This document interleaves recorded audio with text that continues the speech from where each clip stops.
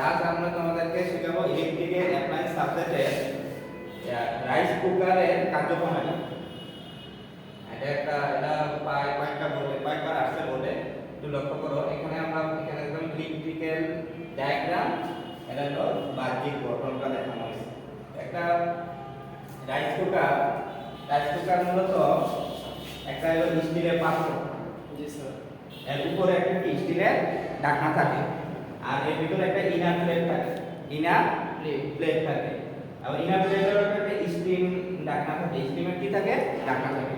এখন আমরা যদি যে রাইসটাকে রান্না করব, প্রথমে এটাকে ভালো করে ধুয়ে এই ইনার প্লেটে দিতে হবে। ওই হিটিং প্লেটে দেওয়া যাবে না, হিটিং প্লেটে দিলে মানে এটা শুকিয়ে যাবে বা নষ্ট হয়ে যাবে।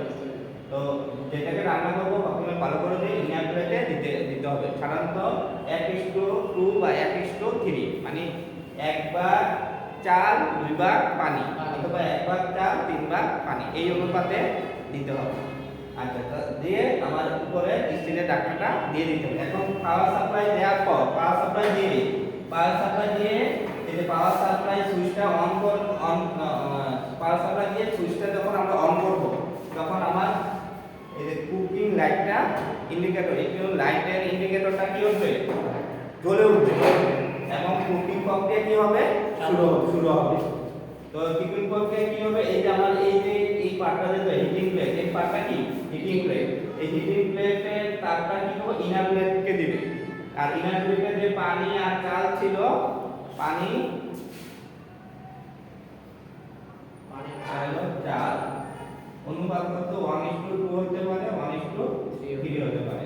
চালটা এই যে হিটিং প্লেটের তাপটা ইনার প্লেটে লাগবে, ইনার প্লেটের তাপের কারণে এখানে কি হবে, উপরে যেহেতু ঢাকনা আছে, তাহলে এই তাপ এবং চাপটা ধীরে ধীরে ভিতরে বাড়তে থাকবে। এই তাপ এবং চাপের সংমিশ্রণে ভিতরে এই পানি এবং যা কিছু দাও, এটা কি হয়ে যাবে, রান্না হয়ে যাবে, মানে সিদ্ধ হয়ে যাবে। সাধারণত 20 থেকে 30 মিনিটে, 20 থেকে 30 মধ্যে হলে রান্নার কাজ বা চাল সম্পূর্ণভাবে কি হয়ে যায়, রান্না হয়ে যাবে।